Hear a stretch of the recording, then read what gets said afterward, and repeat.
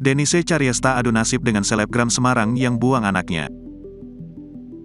Denise Cariesta ikut menyoroti kasus pemberitaan selebgram Semarang yang tega buang bayi yang baru dilahirkannya.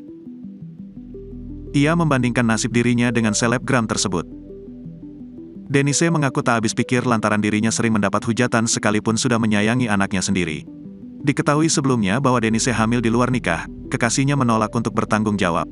Alhasil, tak sedikit netizen melontarkan komentar nyinyir. Sementara, ia bertanya-tanya, apakah sang selebgram Semarang yang membuang bayinya juga dihujat seperti Denise Cariesta? Dihujat gak ya?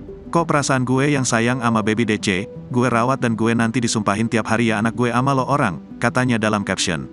Dilihat di kolom komentar, mayoritas warganet tetap menyalahkan Denise karena hamil di luar nikah.